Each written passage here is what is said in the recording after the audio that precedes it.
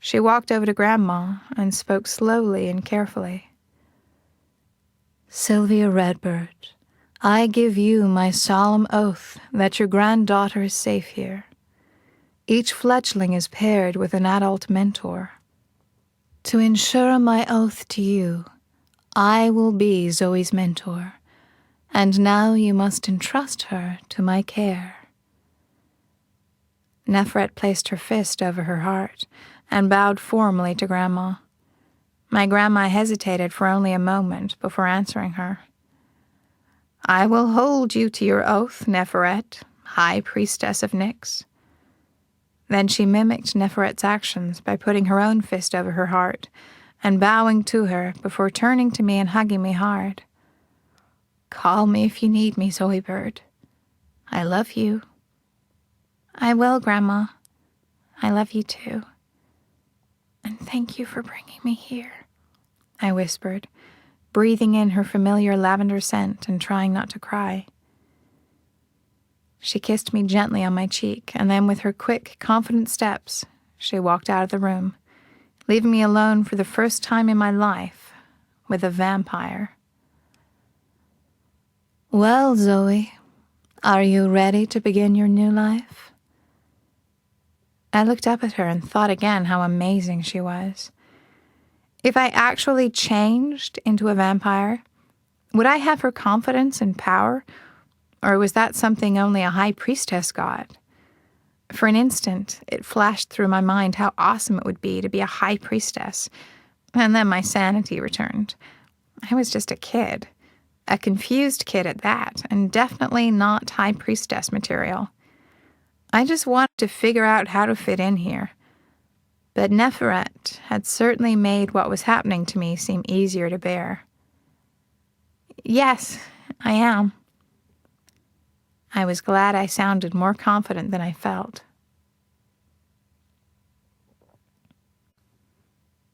Chapter 7. What time is it? We were walking down a narrow hall that curved gently. The walls were made of an odd mixture of dark stone and jutting brick. Every so often, flickering gas lights that hung from old-fashioned-looking black iron sconces stuck out of the wall, giving off a soft yellow glow that was, thankfully, really easy on my eyes. There were no windows in the hall, and we didn't meet anyone else, even though I kept peeking nervously around, imagining my first glimpse of vampire kids. "It is nearly 4 a.m., which means classes have been out for almost an hour," Neferet said, and then she smiled slightly at what I was sure was my totally shocked expression. "Classes begin at 8 p.m. and end at 3 a.m., she explained. "Teachers are available until 3:30 a.m. to give students extra help. The gym is open until dawn, the exact time of which you will always know as soon as you have completed the change. Until then, dawn time is clearly posted in all the classrooms, common rooms, and gathering areas, including the dining hall, library, and gym.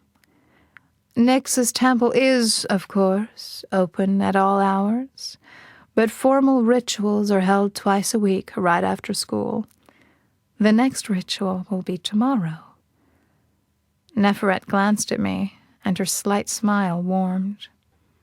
"It seems overwhelming now, but you'll catch on quickly, and your roommate will help you, as will I." I was just getting ready to open my mouth to ask her another question when an orange ball of fur ran into the hall and without a sound hurled itself into Neferet's arms. I jumped and made a stupid little squee sound. Then I felt like a total retard when I saw that the orange ball of fur was not a flying boogeyman or whatever, but a massively big cat. Neferet laughed and scratched the fur ball's ears. "Zoe, meet Skylar. He's usually prowling around here waiting to launch himself at me." "That's the biggest cat I've ever seen," I said, reaching my hand out to let him sniff me. "Careful. He's a known biter." Before I could jerk my hand out of the way, Skylar started rubbing his face on my fingers. I held my breath. Neferet tilted her head to the side, as if she was listening to words in the wind. He likes you, which is definitely unusual. He doesn't like anyone except me. He even keeps the other cats away from this end of campus. He's really a terrible bully, she said fondly. Nyx has also given me unusual powers of healing, she smiled, which is why I know you're healing well. My gift told me. Wow, that's amazing, was all I could think to say. My head was already reeling from the events of the past day. Come on, let's get you to your room. I'm sure you're hungry and tired. Dinner will start in... Neferet cocked her head to the side, as if someone was weirdly whispering the time to her. An hour. She gave me a knowing smile. Vampires always know what time it is. That's cool, too. That, my dear fledgling, is just the tip of the cool iceberg. I hoped her analogy didn't have anything to do with Titanic-sized disasters. As we continued walking down the hall, I thought about time and stuff, and remembered the question I'd started to ask when Skylar had interrupted my easily derailed train of thought. So wait, you said that classes start at 8 at night. Okay, I'm usually not this slow, but some of this was like she was speaking a foreign language to me. I was having a hard time getting it. Once you take a moment to think about it, you'll understand that having classes at night is only logical. Of course, you must know that vampires, adult or fledgling, don't explode, or any other such fictional nonsense, if subjected to direct sunlight. But it is uncomfortable for us. Wasn't the sunlight already difficult for you to bear today? I nodded. My Maui gyms didn't even help much. Then I added quickly, feeling moronic again. Maui gyms are sunglasses. Yes, Zoe, Neferet said patiently. I know sunglasses. Very well, actually.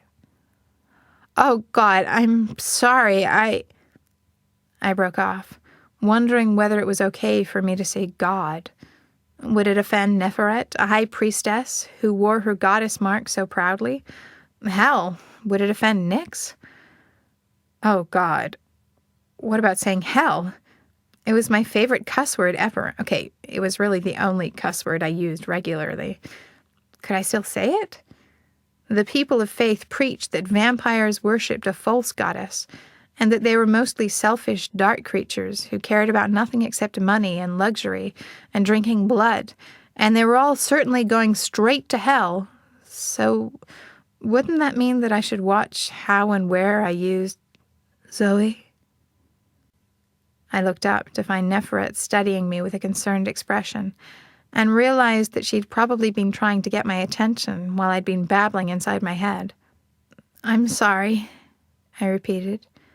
Neferet stopped. She put her hands on my shoulders and turned me so that I had to face her. Zoe, quit apologizing. And remember, everyone here has been where you are. This was new to all of us once.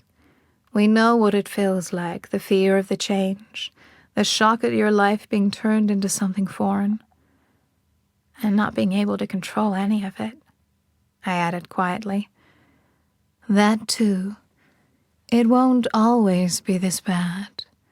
When you're a mature vampire, your life will seem your own again.